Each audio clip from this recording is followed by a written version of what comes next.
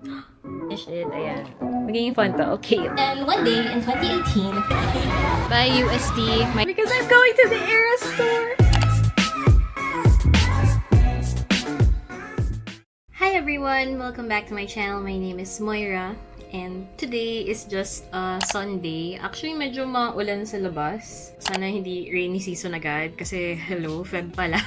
Pero nag-video lang ako today because my parents just got back from a week in Japan. And meron kasi akong pinabili doon na sobrang, I'm so happy na nandito na.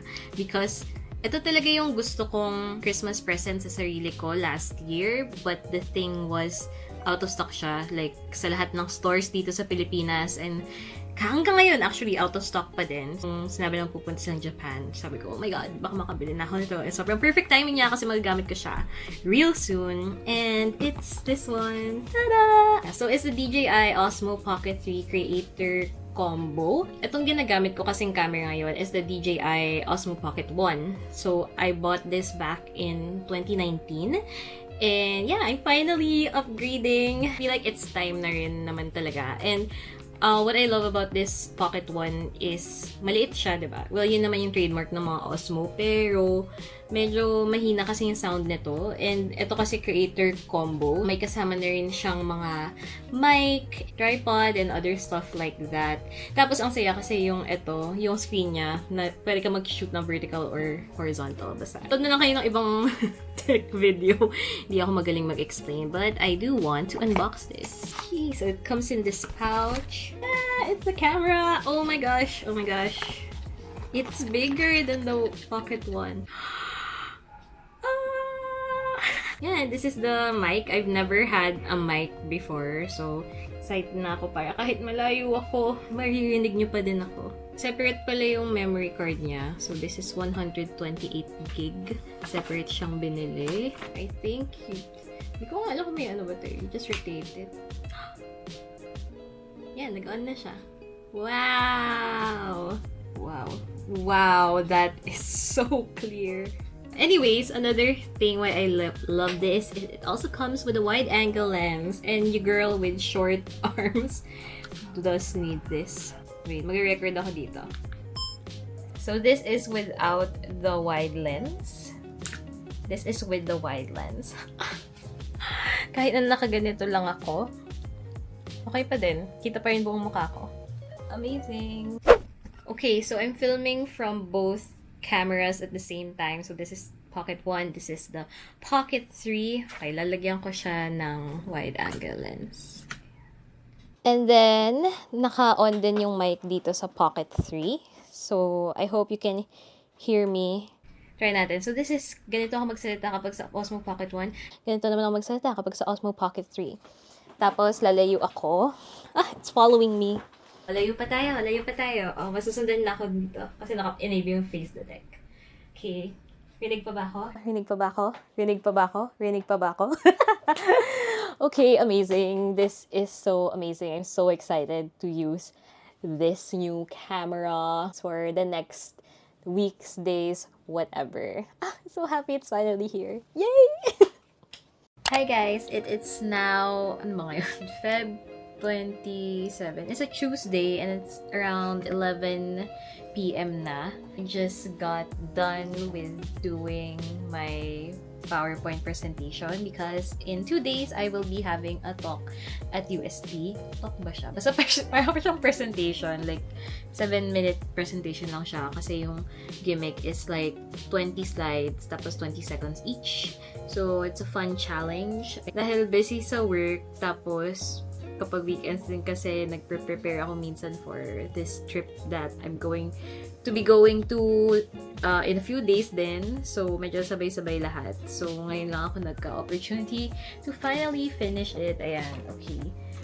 Sneak peek.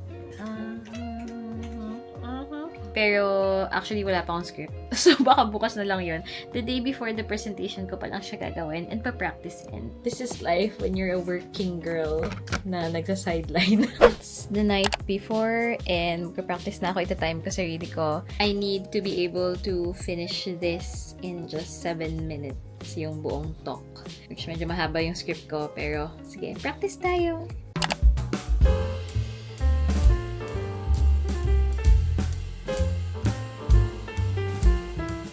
So today is the day and this is my outfit. Chill outfit lang. Kasi I think it's outdoor, so ayoko din masyadong mainitan. I bought this from Shopee. Tas I wore my pink shoes. I just thought it was cute. I don't know. Sana hindi ako malate, but we need to leave soon. I'm excited. Medyo kinakabahan. Pero magiging fun to. Okay, let's go, Moira. Kaya natin to.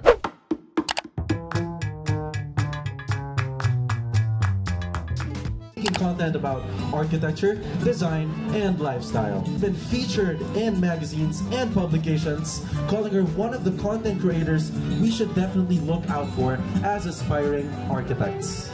And apart from her social media endeavors, she graduated magna cum laude from the UP Diliman Architecture last 2019. She also works as a full-time architectural project manager in one of the country's top architectural firms. Moira Mercado! Hi everyone, good afternoon. Thank you so much for having me. This is actually my third time to be part of a UST event. Pero first time ko palang maging face-to-face. So, I'm very happy to be here. I'm architect Moira Mercado.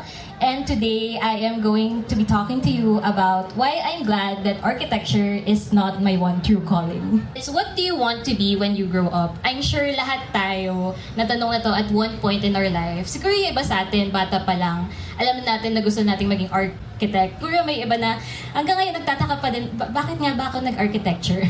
Pero for me, my answer to that is I knew that I wanted to become an architect. Bata pa lang ako, side banks era pa lang.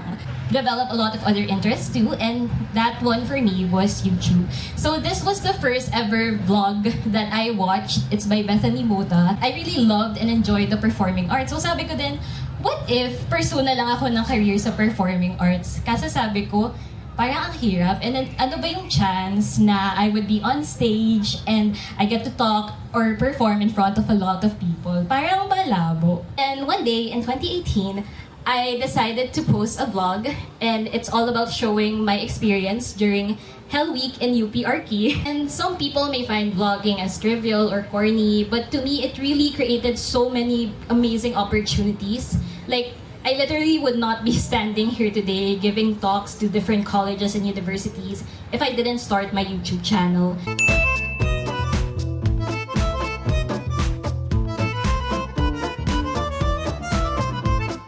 I hope that you don't find your one true calling, but I hope that you get to achieve every single one of your dreams and aspirations. Thank you.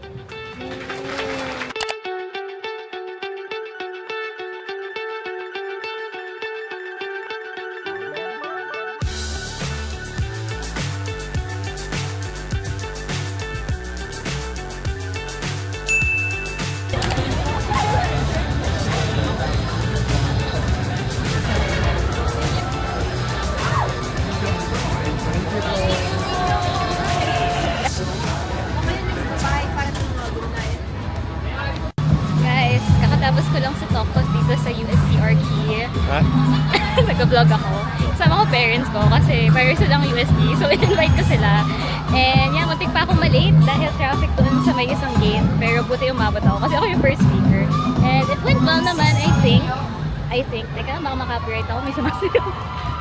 Yeah, uwi na kami because pag-uwi ko, I still have work to do. Bye UST, my Totga school.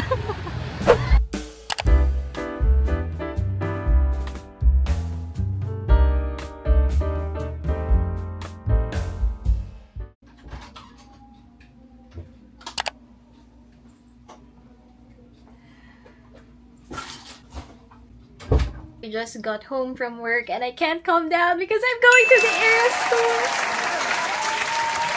Sa wakas, wala na akong work. Alam niyo ba guys, diba kahapon is nag-talk ako sa UST. So, nakalive ako from work. So, nung gabi, yun nga, gumawa pa ako ng work because kailangan ko maghabol para naman hindi sobrang dami yung iiwan ako sa teammates ko. Na-stress ako kanina kasi hindi ko lang matatapos ko lahat, pero natapos ko naman kahit papano. So, yeah, I'm free for the next few days. Today is Friday and our flight is on Sunday morning. I'm gonna be going with Kim, my best friend, and it's our first time na walang parents na kasama. Tapos kaming dalawa lang, so not gonna lie, kinakabahan ako. But I think it's gonna be fine kasi at least Singapore pupuntahan namin. So, safe naman. So, yeah, hindi pa ako nagpapack.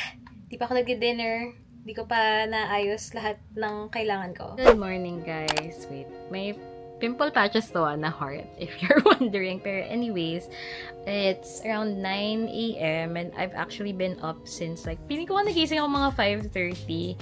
So, trinay ko matulog ulit, pero hindi ko kaya because body clock thing.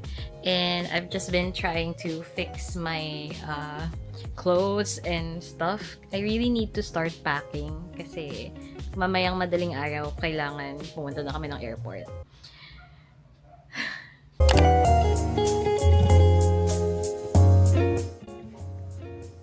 Update, it's already 2 p.m. and ngayon pa lang talaga ako magsa-start mag-pack because try-on ko lang yung susuotin ko sa concert for one last time before we go to Singapore. So, ayan, a sneak peek. Ayan lang, sneak peek nyo. So, yeah, my luggage is here and I need to start packing. Kasi madaling araw, aalis. Okay, Moira? Tandaan mo yun. Halika na.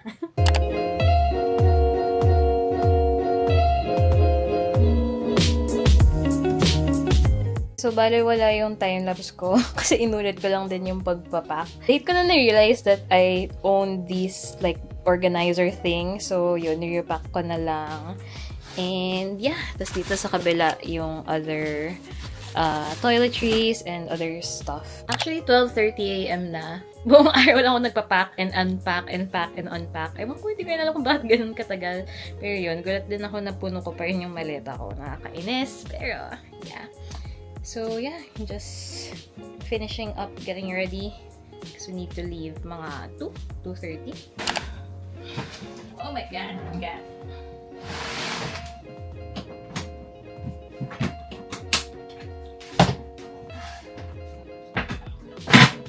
One, two, three, 4, 5. It's 16. Okay, nice. Okay, so this is the outfit I'm actually wearing. Nakalagay Anti-Hero Club. I bought it from Shopee. And also, I did my nails na era style. And this is my maleta and my carry-on. And may isa pa akong tote bag dun. Oh my God, it's getting real. Let's go!